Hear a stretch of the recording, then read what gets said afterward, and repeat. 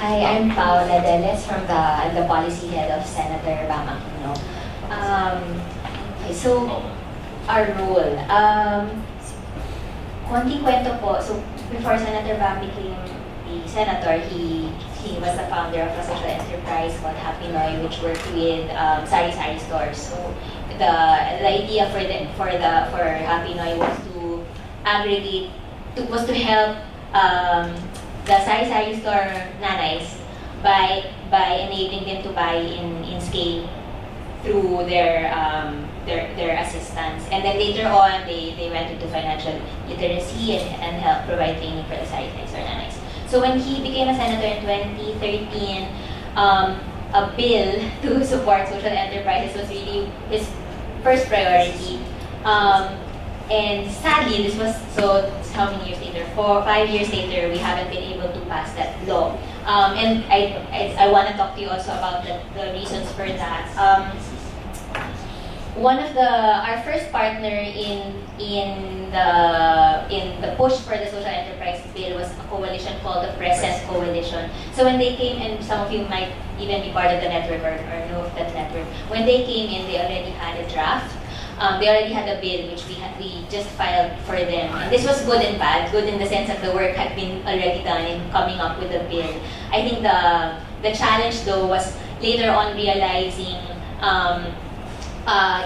in talking with a bigger group that maybe there were things in the bill that had to be rethought, or we had to go back to the original problem of why do we need a bill. And there were many challenges. I can talk to you about it later on, and I'll mention a few. But the good thing about stepping back was also having some time now to reflect on that. On what do you need? What does the social enterprise community need in terms of legislation? Because I think the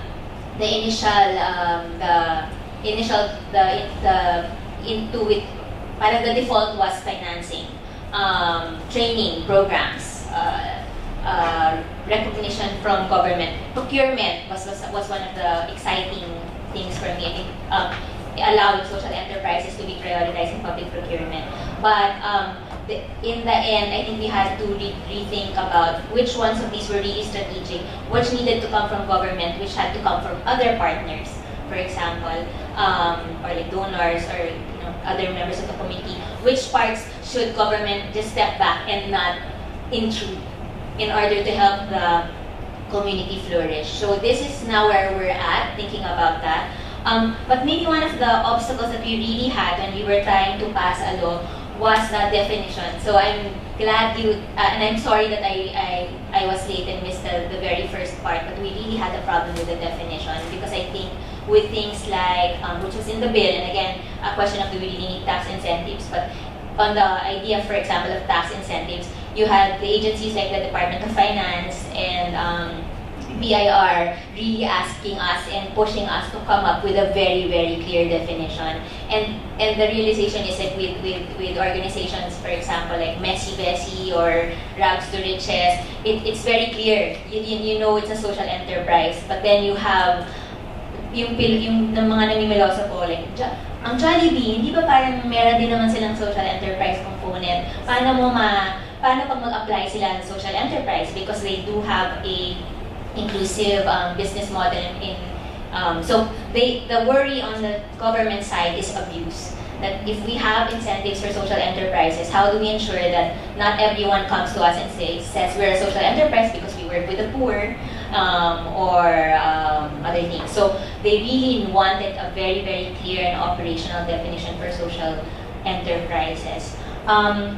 The other challenge was the overlap already with, by the time we came in 2013, there was already the Magna Carta for micro, small, and medium enterprises. And I know our friends from DOST, for example, provide a lot of support to the MSME community, as well as DTI. So, on the side also of some agencies, the question was, ano yung pinagkaiba nito dun sa ginagawa natin for the MSME community or the startup community, or meron ng tax incentives for co-ops. So, my realization, among others, was that we also really needed to build the appreciation first for social enterprises before we could push a law to support it. And I think to the point of Professor Tihanki also, I think what the bill wanted was really a change in paradigm of how government supports or treats social enterprises, to make it the flagship.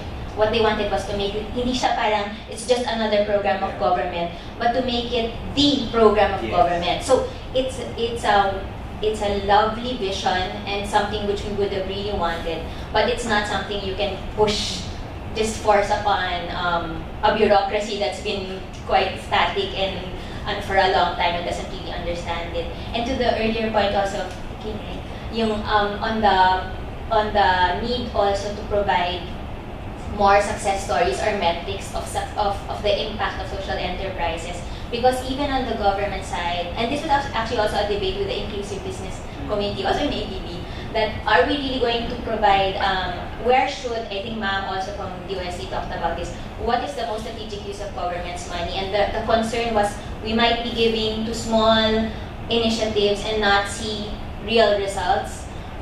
So some of the questions was, shouldn't we just give to the big businesses that can give, broad impact and show, even if social mission is not their primary mission, but they are able to work with the poor. Meron pong ganong question. So there was also that we also needed to show some proof that the social enterprise paradigm was the better paradigm in solving a lot of the problems of the country. So those were some of the challenges that we face. But what we want to continue to do, if given an opportunity again, within or outside government, was really also to help to build awareness about the importance of this community, and to help also define the role of government so that we can help to push for the right and the strategic place of government in pushing for this kind of model.